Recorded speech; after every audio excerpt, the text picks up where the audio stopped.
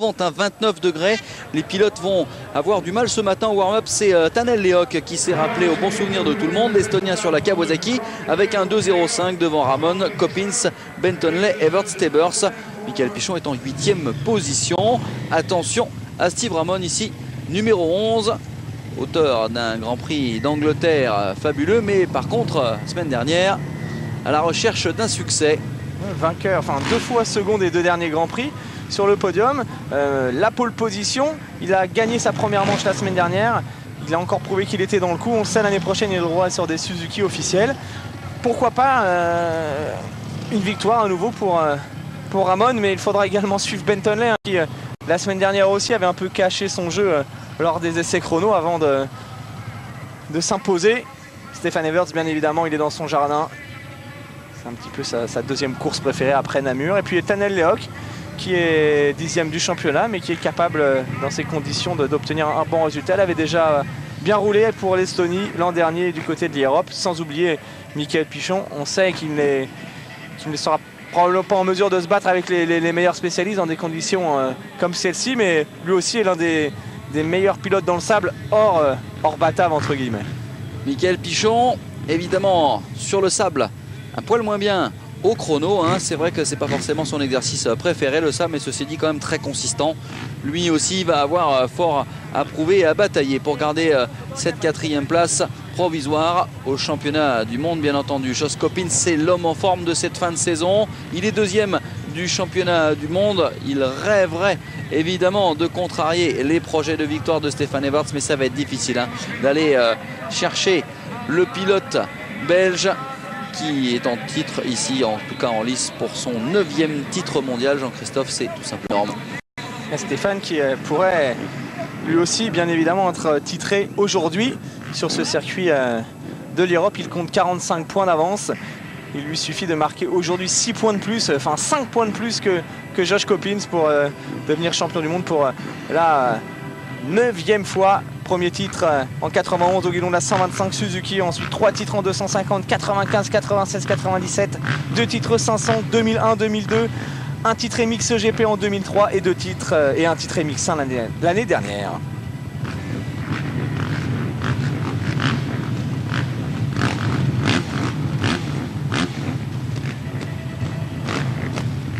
Allez, nous sommes derrière cette grille inversée, bien entendu, du circuit de l'Europe, une piste de 1700 mètres tout en sable qui, je ne sais pas si vous l'avez vu Jean-Christophe, mais a été un tout petit peu égalisée entre les manches sur certains virages. L'organisateur a tenté ici de livrer une piste presque propre à cette catégorie MX1. Elle ne va pas le rester longtemps. Ça ne va pas rester, oui, effectivement. Michael Pichon ici, à l'extrémité droite sur votre écran de la grille. 15 secondes du départ. On espère assister à une course aussi intéressante que la première manche MX2. Pichon à ses côtés, Ramon Everts, tous les favoris sont là. Le départ, première manche MX1 ici à l'Europe avec le casque numéro 2 de Pichon. Et c'est parti, il est mal sorti de la grille. Michael Pichon avec une grosse chute derrière Tanel Leok. Ouf, ça vole. Enfin, une Kawasaki qui a emmené un autre pilote. Alors, on espère que c'est pas Pichon qui était placé à peu près au même endroit. Ouf. Tanel Leok qui a volé, chute. Et regardez Bentonley. Ouais, Bentonley, malheureusement l'un des candidats à la victoire dans cette manche MX2. Voilà, Tanel Leok, une chute assez énorme quand même pour le pilote qui se relève. Heureusement, a priori, sans blessure, il veut repartir, mais je crois que sa moto Tanel Leok, mais la moto doit être un peu chiffonnée. Non, elle est détruite, sa machine. On a vu le guidon tordu. On revoit ça au ralenti. Il est complètement à la droite de votre écran. Il s'est accroché hein, carrément avec Bentonley, il s'est accroché au coude. Et regardez la moto hein, qui s'envole. Et 2 tonneaux, ah ouais, ça, je pense que l'arrière du cadre doit être touché, le guidon aussi et peut-être même le pot. Alors 2 pilotes qui étaient capables de jouer le podium aujourd'hui dans cette première manche. Et regardez devant, qui s'occupe de tout pour l'instant, c'est Altti Pironen. Avec Stéphane Everts. Pironen est bien parti lui aussi, qui comme Jesse Levilainen qui est déjà monté sur le podium. Ici c'était son premier podium il y a quelques années, la saison où Chadrid et Michael Pichon s'étaient bagarrés. Chadrid avait d'ailleurs gagné ici dans les sables de l'Europe et Vehviläinen était monté sur le podium. Il est en train de voler, Stefan Everts, peut-être vers un énième succès avec facilité et plaisir. Il aime bien cette piste de l'Europe.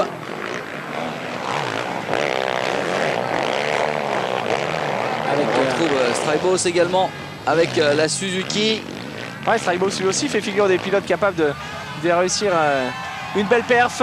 Ah, il y a du spécialiste du sable ici au mètre carré, Jussi Vehviläinen, qui devrait lui aussi bien s'en sortir dans cette manche et qui s'accroche. En seconde position. Strybos l'avait annoncé. Il veut obtenir un bon résultat. Il était de l'équipe belge vainqueur du motocross des nations l'an passé ici même.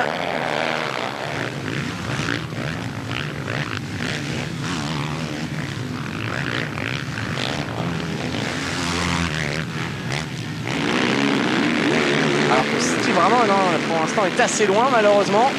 L'auteur de la pole position, même chose pour Michael Pichon, Everts, Vehviläinen, Strybos, Pironen, Jorgensen. On aperçoit Steve Ramon numéro 11. Et un étonnant espagnol, Estanis Manuel, le 122, bien placé dans cette manche en 6e position.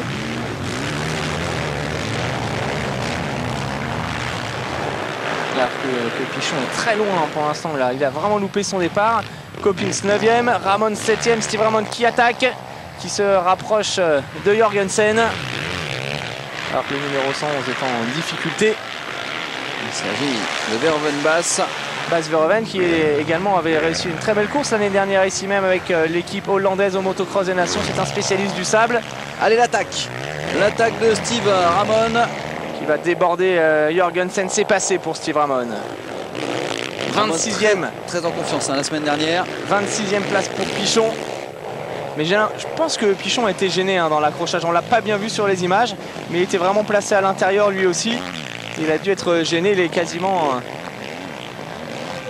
dernier, Michael.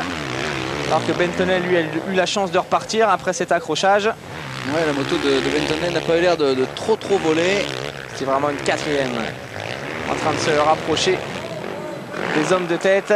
Avec un pilotage qui nous rappelle un petit peu celui de Marc de Ruyver. Beaucoup de technique, de la fluidité. Une aisance toujours aussi particulière dans ces conditions. Et le maître absolu de l'Europe, le maître du sable, c'est lui, le numéro 72. Alors que derrière, Kevin Strybos a pris le meilleur sur Vehviläinen pour la 2e place. En tout cas, un Stefan Everts dans le sable, c'est beau à voir. C'est beau à voir et surtout c'est quasiment imbattable. C'est quasiment imbattable, surtout quand notre homme ne rate pas son départ. Ça va être difficile de contrarier ses projets de victoire dans cette manche. Ramon va se rapprocher, je pense, possible, de Strybos et de Vehviläinen. Attention Strybos, parce qu'il n'est que pour l'instant à 4 secondes d'Everts. Il a le champ libre et on sait qu'il est très à l'aise aussi dans ces conditions. Alors Danny Tebers à la 6e place devant Josh Coppins. Il va falloir surveiller le retour de Josh Coppins. Barragan également bien 8e. Jonathan Barragan qui est rapide dans le sable. Nous sommes avec Michael Pichon. Assez loin en ce moment, Michael Pichon. Après 2 tours. 24e. Ah, c'est vrai que c'est pas une place habituelle pour le pilote français. Il est derrière Marvin Vandal. Bentonley est 26e.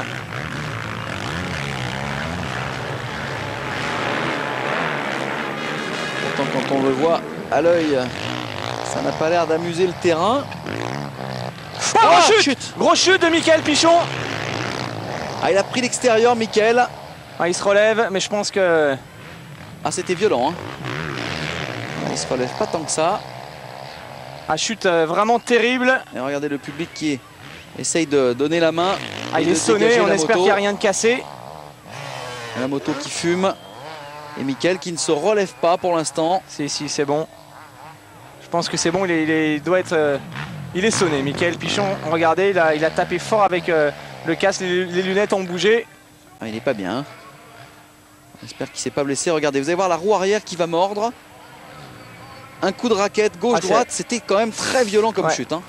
Il est tombé sur le dos, il a peut-être eu le souffle coupé. C'est possible. dans ces cas-là, eh bien, il faut chercher l'air. Non, ça va. Ça va pour Michael, mais c'est probablement terminé pour la journée. Quelle chute de Michael.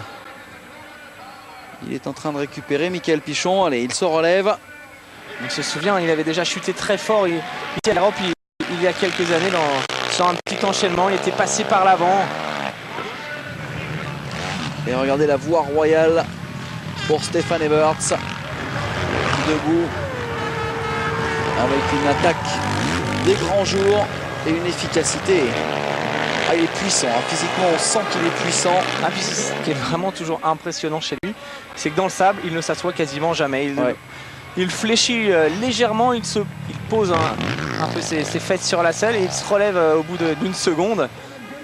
Il est plus debout qu'un De Ruyver par exemple. C'est un pilotage vraiment parfait dans ces conditions pour Everts qui est... Alors pour info, Jean-Christophe, le premier tour de Stefan Everts c'était en 2-10. Il croise actuellement en 2-13 sur ce circuit. Rappelez-vous que Tyler Rattray a 2-0-9. 2-0-9 tout à l'heure et De Ruyver pareil, un 2-10 dans les mêmes chronos. Alors ça c'est Stefan Everts en ce moment. Ça c'est quand même un sacré signe d'efficacité hein, de ces pilotes bien sûr, mais de T254 ans, vous avez vu le style.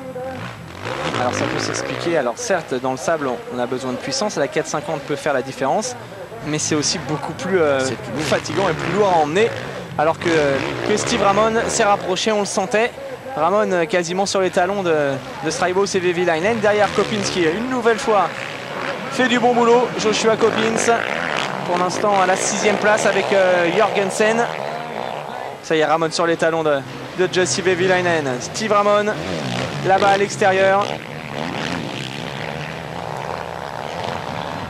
C'était en tout cas impressionnant hein, la chute de Michael Pichon. J'espère qu'il se sent mieux. Ça s'est passé pour Steve Ramon sur Jussi Vehviläinen. Il est 3e Ramon. En tête, les 3 pilotes qui représenteront la Belgique au futur Motocross des Nations, avec Ramon qui vient de se débarrasser de Strybos dans la foulée. Everts, Ramon et Kevin Strybos, c'est le team belge que vous retrouverez à Ernée, mais cette fois-ci Steve Ramon pilotera non pas une 450 mais une 250 SXF, une moto que pilotera également un certain Sébastien Tortelli pour sa première course sous ses nouvelles couleurs. Ouais, Sébastien Tortelli qui va être à la recherche la saison prochaine d'un 3e titre mondial avant de retourner aux États-Unis pour KTM pour jouer bien sûr l'outdoor. Alors au niveau transfert, il y a eu quelques changements cette semaine avec la signature notamment de Ken De Dyker qui rejoindra Joshua Coppins chez Honda Kaz, le pilote belge donc qui a signé avec le team anglais. Alors est-ce que Pascal Loret a signé? Alors Pascal Loret n'a pas encore signé son contrat, mais il y a de fortes chances qu'il rejoigne le team Yamaha Dixon, le team qui fait rouler Billy McKenzie. Ça devrait se régler probablement la semaine prochaine entre Pascal et l'équipe anglaise. Et ça c'est vraiment une belle promotion hein, pour Pascalito. Oui, qui est bénéficiaire d'excellentes motos, la nouvelle Yam 450 à cadre alu avec normalement des moteurs préparés chez Michele Rinaldi, donc une bonne opportunité de progression pour Pascal Loret. Regardez Coppins en bagarre avec lui-même on va dire pour l'instant dans cette manche. Ah, il est 5e Josh Coppins. Il est dans le coup, il n'est pas très loin de son coéquipier Jussi Vehviläinen. Derrière, on retrouve Jorgensen, Danny Tebers à la 7e place, en train de réussir ses meilleures courses. C'est normal, lui aussi est un spécialiste du sable. Et on le voit Danny qui a les mêmes lignes que Stefan Everts. Jonathan Barragan, Antti Peronen en bagarre pour la 8e place. Et Brian Jorgensen, le Danois, qui ne sera plus officiel Yamaha l'an prochain.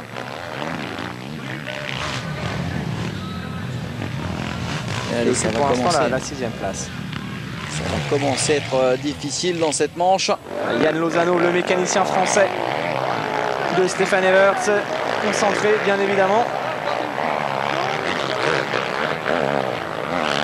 Le rôle des mécaniciens très important. Pas noté notamment les pilotes, leur donner les bonnes informations. Et la souplesse toujours, l'attaque, la vitesse, beaucoup d'inertie pour Stefan Everts qui rentre vite et fort dans les appuis à l'extérieur.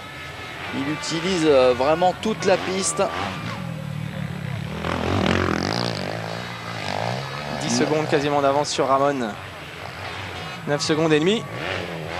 Steve Ramon qui roule maintenant dans les mêmes chronos que Stefan Everts. Ça c'est une indication très intéressante.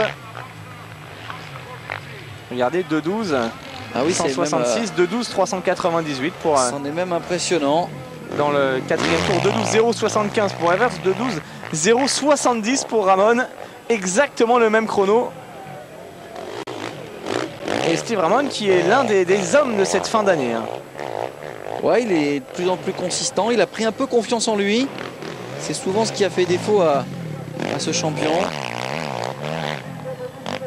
C'est vrai qu'il a souvent été sous la domination psychologique de Stefan Everts.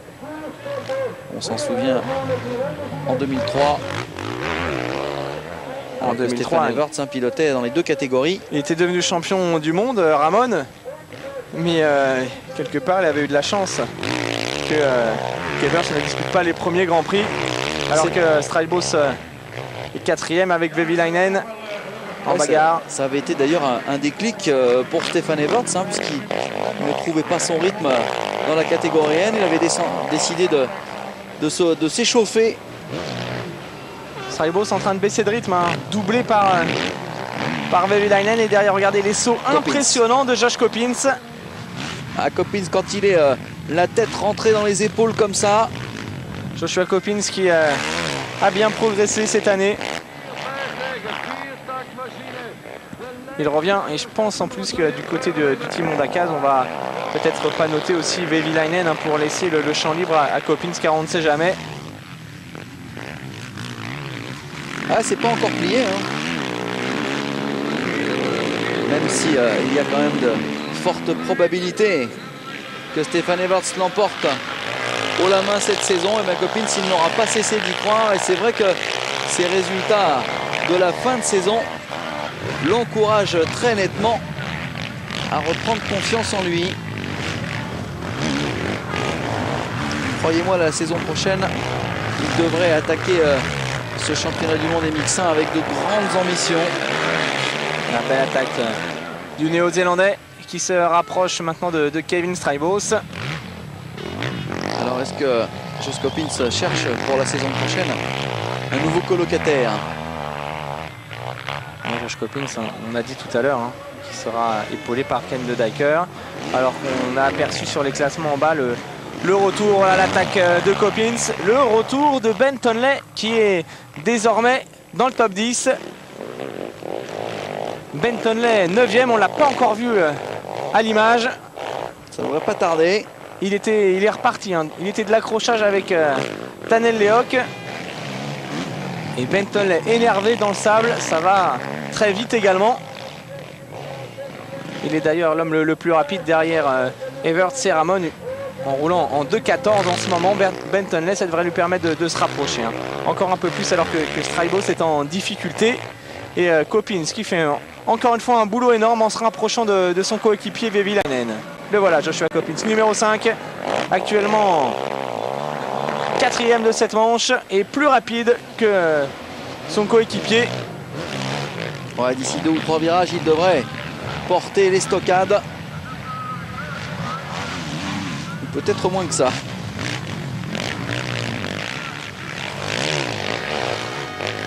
Alors, est-ce que les consignes d'écurie sont données? Vainqueur de 2 Grands Prix cette année. Il s'est légèrement loupé dans cet enchaînement technique. Du coup, il a perdu le contact avec Vehviläinen, mais il va revenir, Joshua Coppins. Il est très à l'aise sur cette 450 CRF. Il lui plaît beaucoup. Il disposera encore l'année prochaine. C'est un solide. Alors, on a longtemps dit qu'il serait sans doute limité par un pilotage peut-être un peu moins technique que celui de Pichon ou Everts. Mais sa combativité, sa condition physique font la différence. Et cette année, il a franchi encore un palier. Alors, l'an prochain, il faudra quand même se méfier de Joshua Coppins. Ouais, moi je trouve qu'il a un bel abattage, hein, Coppins, et qu'il a effectivement progressé sur toutes les natures de terrain. Et surtout, il s'est décomplexé aussi face à des garçons comme Pichon et Everts, pouvant gagner à la régulière, signer des doublés dans cette catégorie. Regardez d'ailleurs, il vient déposer Vehviläinen en allant chercher une belle trajectoire complètement à l'extérieur. Alors on perd du temps, mais on en gagne car on passe beaucoup plus vite que les virages intérieurs qui sont très défoncés. On peut bien relancer sa moto. Regardez ces images de dos avec cet enchaînement de whoops. Et c'est peut-être ça, hein, sa façon de progresser cette saison. Peut-être une meilleure analyse des possibilités de la piste et une belle exploitation de celle-ci. Alors que Ramon est toujours second, qu'il revient même peut-être, alors que vous avez vu Vehviläinen qui vient de reprendre le meilleur sur Josh Coppins qui s'est loupé. C'est ça aussi le sable. Jesse Vehviläinen, le Finlandais, qui aimerait bien renouer avec le podium. Allez, il fait tout refaire pour Josh Coppins. 100 fois, je remets mon ouvrage. C'est ça qu'il est en train de se dire. Josh Coppins, il va revenir, à n'en pas douter. 4e, Joshua Coppins. Derrière le trio, Everts, Ramon et Vehviläinen. Straibos, toujours 5e, qui a du mal. Hein, Straibos là-bas dans les enchaînements. Et la petite faute. Coppins qui a évité la chute, hein, vraiment de limite. Correctionnel, ouais. Et du coup, Vehviläinen en a profité. 9 secondes d'avance pour Everts, Vehviläinen et Coppins à la lutte pour la 3e place. Straibos en 5e position, Jorgensen 6e, décroché. La section de whoops, fatale tout à l'heure à Christophe Pourcel. Ensuite, on retrouve Tebers, Barragan et Ben Tonley. Tonley qui est sur les talons déjà de Jonathan Barragan. Les voilà les deux hommes, le numéro 43. Et derrière, la KTM numéro 30 officielle de Ben Tonley, vainqueur du Grand Prix d'Angleterre la semaine dernière. Tonley qui peut revenir dans le top 5, hein, n'en pas douter. Qui n'a plus de garde-boue avant et qui attaque quand même. Bon, ça doit pas être hyper gênant dans le sable. Mais ceci dit, ça doit visuellement, par contre, déséquilibrer la moto. Enfin, ça n'a pas l'air de gêner. Hein. Il reste 15 minutes et 2 tours dans cette première manche MX1. Puis justement, pour éviter les projections, a monté sur son casque une visière supplémentaire plus longue. Et ben, je pense qu'il a bien fait. Voilà, il s'est débarrassé de Barragan. Très belle trajectoire du Néo-Zélandais. Il a anticipé peut-être son garde-boue cassé, Ben Tonley avec cette longue visière. Barragan qui réplique. Jonathan Barragan, l'Espagnol, qui lui aussi a l'habitude de briller dans le sable. Il avait failli monter sur le podium lors de l'ouverture de la saison du côté de Zolder. Ben Tonley à nouveau, qui vient de prendre le meilleur sur l'Espagnol. C'est bon pour Ben Tonley. Toujours des trajectoires différentes. Barragan qui attaque à nouveau Ben Tonley. Ah, il vend lui aussi chèrement sa peau. Jonathan Barragan, futur officiel KTM l'an prochain.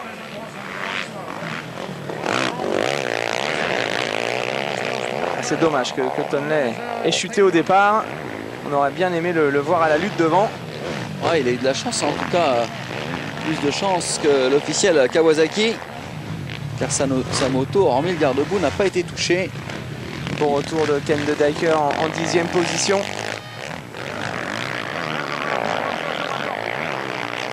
Et pour l'instant, un des temps autour strictement équivalent à la catégorie MX2. Ouais, ça roule exactement dans les mêmes chronos pour les leaders.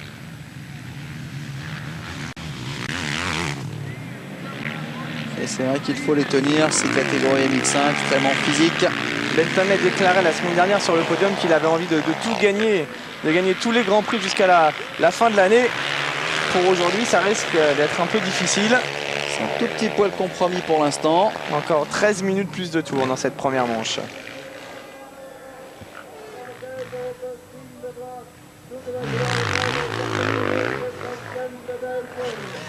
On vous rappelle rappelle peut-être le classement du motocross des nations l'an passé, ici l'Europe. La Belgique qui avait gagné l'épreuve devant les Hollandais, emmenés par un excellent Marc de Ruyver, et la France. L'équipe française composée de Pichon, Antoine Méo et Sébastien Pourcel. On avait également apprécié le comportement de l'Estonie, de l'Afrique du Sud. Et bien évidemment, la démonstration de ce garçon, Stéphane Everts, en route pour un 9e titre mondial. Regardez, 2-12, 2-12, 2-16. Et Ramon, 2-14, 2-12, 2-13. Ramon qui revient progressivement. 9 secondes d'écart entre les deux hommes. Ça risque quand même d'être compliqué. Il revient sur Everts qui doit bien gérer. On a 7 secondes maintenant entre les deux. Toujours à l'avantage de l'officiel Yamaha.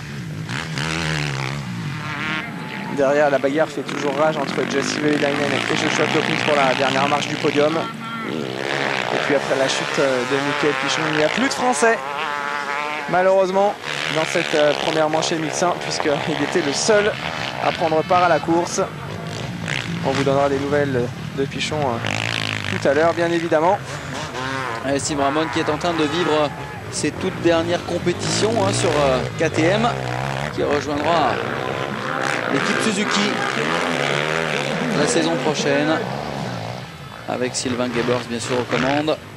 Kloppins a redoublé Vehviläinen pour la 3e place. Ouais, le team Suzuki qui va faire confiance aux jeunes avec Ramon et Kevin Strijbos, alors que Jonas Matsui ne poursuivra pas l'aventure. Allez, Kloppins qui se bat toujours dans les sables bataves. Josh Kloppins un peu moins vite bien sûr. Signe des 2-16 réguliers. Ouais, une 3e place dans le sable pour Kloppins. Pas grand chose à dire. C'est clair. En tout cas, tous les spécialistes sont bien présents. Sauf qu'il va perdre encore quelques points sur Everts. 5 pour l'instant. Ce qui veut dire que si en ce moment, avant le départ de la 2e manche, pour le moment, Stéphane Everts est champion du monde puisqu'il a exactement 50 points d'avance sur Joshua Kloppins. On devrait très certainement commencer à nous la lancer sur des panneaux. Il y a quand même encore une manche à courir tout à l'heure. Vehviläinen en difficulté avec Strijbos qui est revenu sur les talons du Finlandais. Il a dû commettre une grosse erreur Vehviläinen. Strijbos, Evers derrière. 8 secondes et demie. Il a repris. Regardez, il est à 28 secondes, Josh Kloppins de Stéphane Everts. Et Benton Lake qui s'est rapproché de Jorgensen pour la 7e place. Benton Lake qui revient vraiment de très très loin. Et qui sauve les meubles dans la catégorie.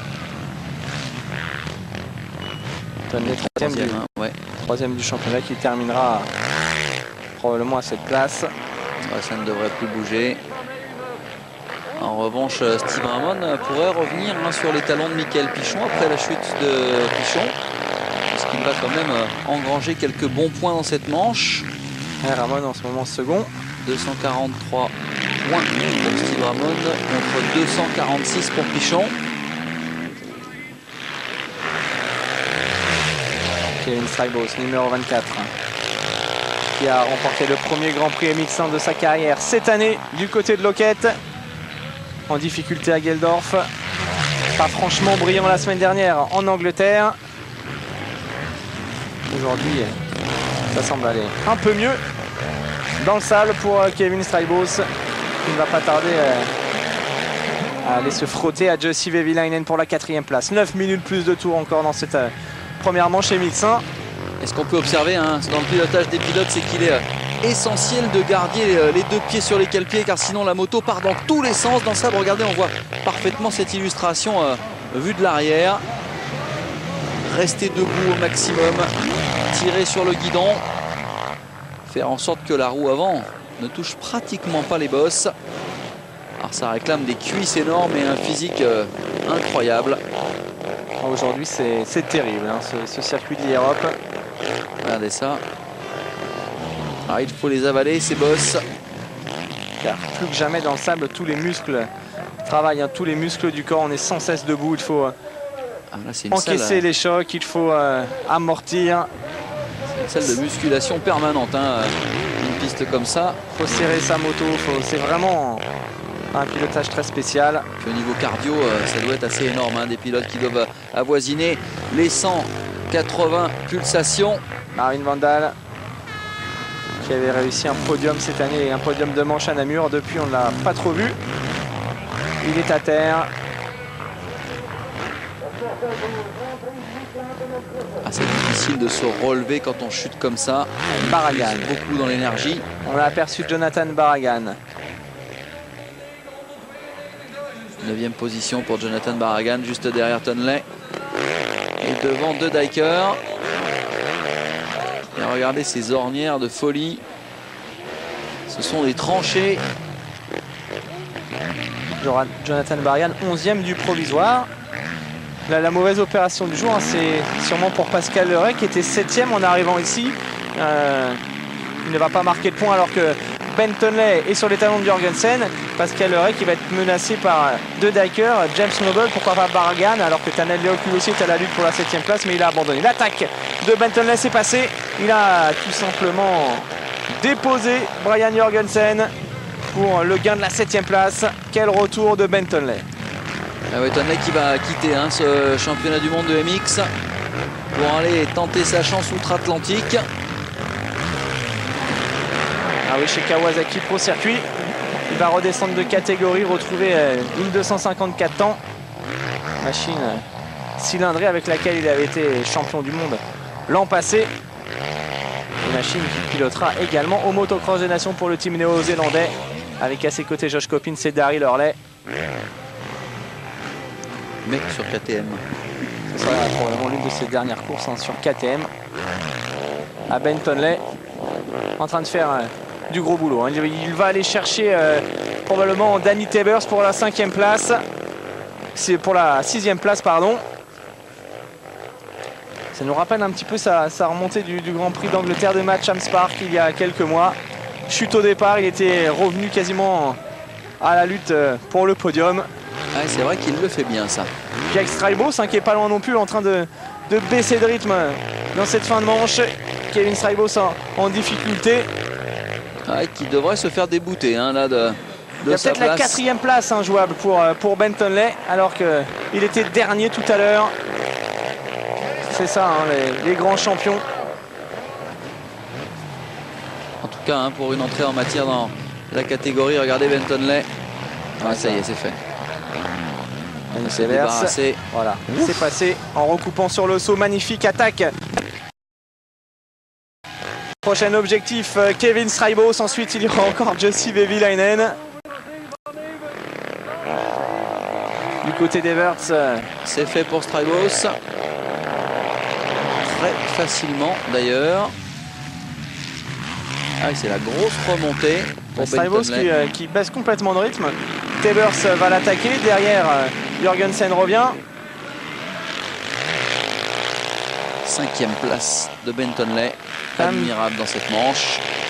Il y a certains pilotes qui sont parfois étranges, hein. Kevin Strybos, vainqueur à Loket.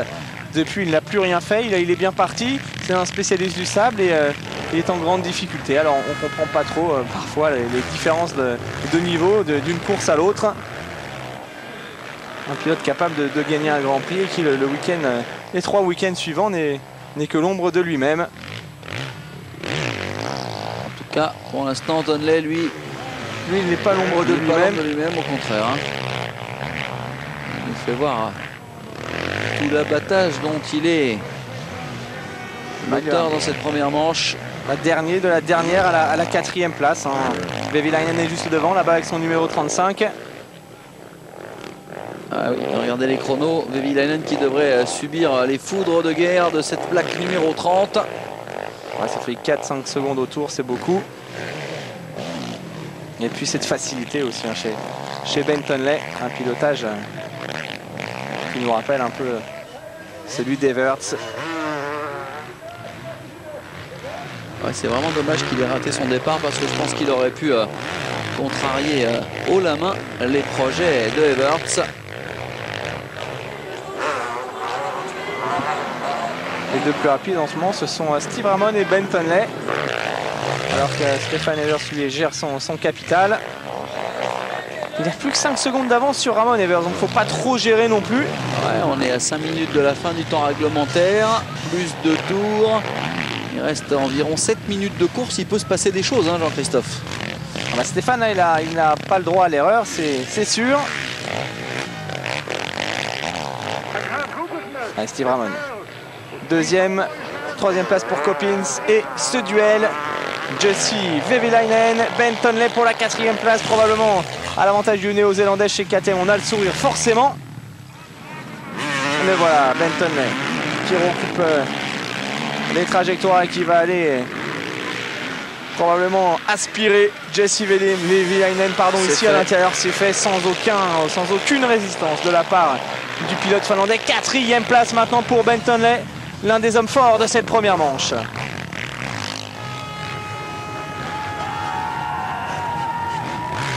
Ah, quand on voit sa petite photo sur le côté gauche, on lui donnerait le bon Dieu sans confession à ce Ben Tonley, mais c'est un diable qui se cache sous ce casque. Un diable talentueux.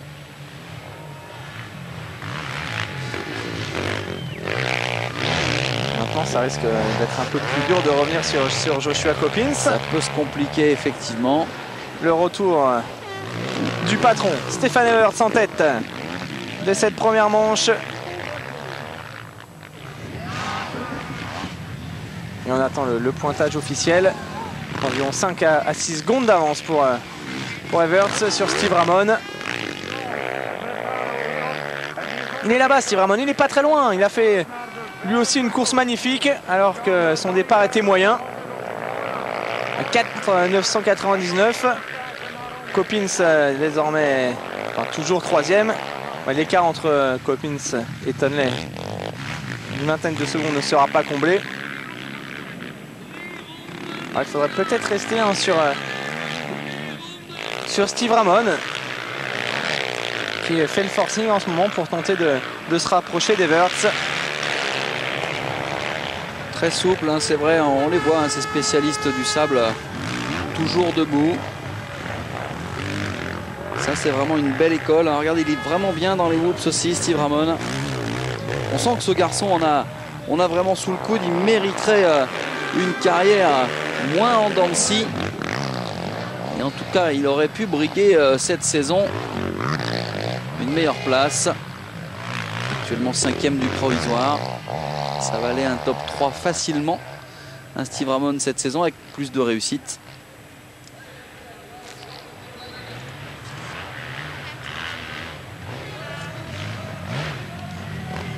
Ces garçons qui seront évidemment confrontés à l'élite américaine dans quelques semaines.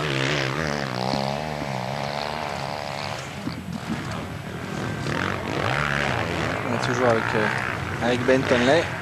Alors si vous aimez le Supercross, sachez qu'hier soir du côté de Briennon, il y avait un très beau Supercross national. Oh, chez Monsieur Ongaro. Chez Monsieur Ongaro, avec au final la victoire de Benji Kwasi qui a remporté la finale avec sa 254 temps face à Cyril Coulon, Julien Vanni, le vainqueur du Grand Prix de France MX3 en début de saison. 3e devant Alexandre Ruiz, le protégé de Didier Villemain. Stéphane de Martis a chuté au départ, il est revenu en 5e place devant Christophe Nambotin. Toujours une belle réussite, beaucoup de monde, un beau feu d'artifice, le Supercross de Briennon. C'est un beau rendez-vous. Ah, une belle épreuve bourguignonne. Voilà, c'est dit, c'est fait. Benton qui se rapproche de James Noble, qui va même prendre un tour au pilote britannique qui occupe la 18e place. Je suis impressionné de voir le public venu en masse saluer les exploits de ces grands champions dans le sable. On retrouve le 3e de cette première manche esselé, Josh Coppins. Et vous qui devez pratiquer le motocross pour la plupart derrière vos écrans, vous pouvez saluer les exploits de ces pilotes sur cette piste hallucinante.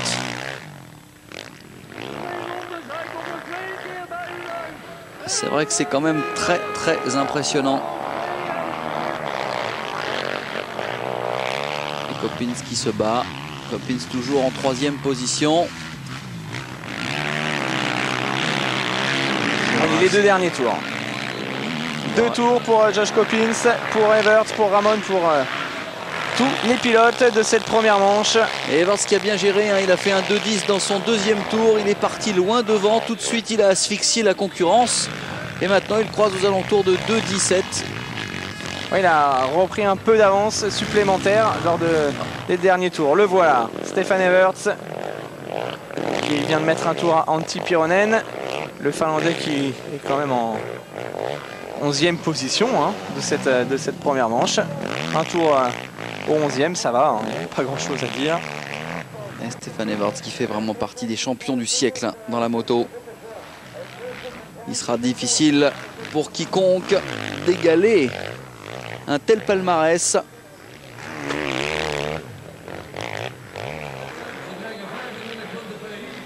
Un palmarès énorme. Et on a vraiment hâte de le retrouver face à Carmichael du côté d'Ernée. Car chez Carmichael, le palmarès c'est pas mal. C'est pas mal non plus, oui. Et chez Carmichael qui a tout simplement été champion américain de motocross tous les ans depuis qu'il est professionnel.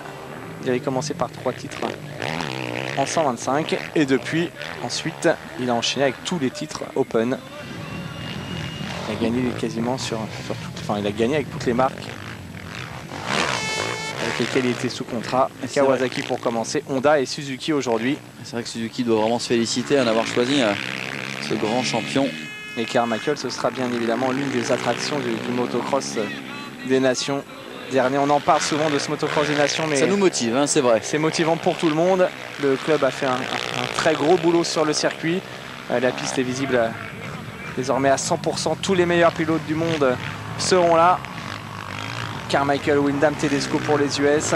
Stefan Evert pour la Belgique avec Ramon Estraibos, Pichon, Tortelli, Villemain pour les Français, Tonley, Coppins. Écoutez les cornes de brume qui vrombissent. Le dernier tour. Dernier tour de Stefan Evert. 11 secondes d'écart sur Steve Ramon qui aurait fait une course magnifique. Alors Evert avait assuré la semaine dernière sur un circuit qu'il n'apprécie pas spécialement du côté de l'île de White. De retour quasiment à domicile hein, sur ce circuit de l'Europe cette fois-ci. Il ne va pas laisser planer le doute très longtemps. Un tour à 2 Dyker qui est 10e. Il n'y a plus que 9 pilotes dans le même tour. Evert, Ramon, Coppins, Tonley, Straibos, Vehviläinen, Tebers, Jorgensen et Jonathan Barragan.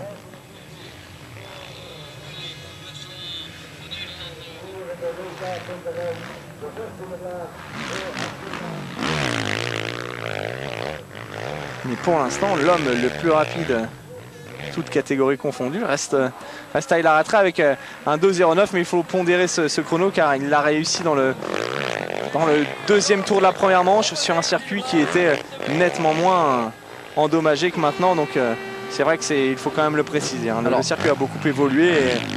Jean-Christophe, là où c'est impressionnant, la performance en revanche de Marc de River, c'est qu'il a fait un 2.10 dans son 16e tour, avant-dernier tour de course sur une piste pratiquement similaire à celle-ci.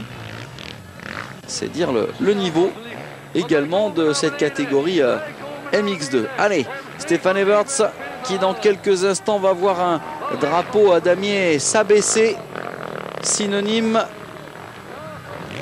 peut-être de titre mondial. Ouais, même s'il faut attendre bien sûr la fin de la deuxième manche. Hein. Il peut encore se passer pas mal de choses, mais c'est vrai. Il gagne 5 points supplémentaires. Il compte avant le départ de cette seconde manche 50 points d'avance sur Josh Coppins. Alors s'il termine devant Coppins tout à l'heure, c'est fait. Il sera champion du monde pour la 9e fois.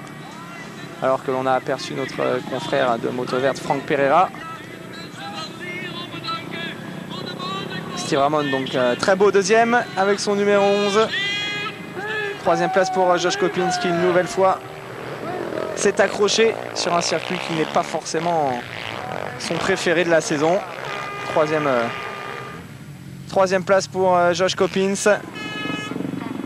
On attend maintenant normalement un groupe assez compact avec Ben Tonley. Le voilà, Ben Tonley numéro 30.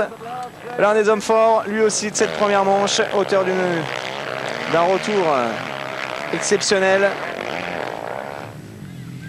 4e place, la 5e pour Kevin Strybos. Vehviläinen qui a perdu. Il est déçu forcément un peu Ben Tonley. Ah, il a fait un effort sportif important en tout cas. Il n'y a pas grand chose à dire quand même sur sa manche, sur sa course. L'accrochage du départ, il n'y était pas pour grand chose. Ben Tonley, très efficace en tout cas dans cette première manche du circuit de l'Europe. On espère qu'il ne se sera pas trop épuisé à revenir aussi fort. Enfin, ceci dit, ces garçons sont aiguisés dans l'acier. Alors on attend le classement officiel de cette première manche MX1. Ah oui, le temps d'entériner tout ça. Petit tour sur internet. Avec une question de Claude qui demande si le motocross de Nation sera retransmis sur AB Moteur. Bien évidemment, en direct toute la journée. En direct dernier. Evert, Ramon, Coppins, Tonley 4e, Strybos, Vehviläinen, Tebers, Brian Jorgensen 8e. On retrouve ensuite Barragan, De Dijker qui a pris un tour, Pironen, Freibergs, Priem, Norlen, Van Wessel, Crochart 16e. Willy Van Wessel, spécialiste hollandais du sable lui aussi. Et Crochart qui prend un tour, c'est aussi un signe des temps. Hein. Nobel, Strick, De Belder et Atsuta en 20e position et qui marque le dernier point. Pas trop d'abandon dans cette manche, quoique. Salvini, Verhoeven, Gundersen, Kovalainen, Tanel Lehoc et Michael Pichon. Quelques pointures quand même. On va revivre donc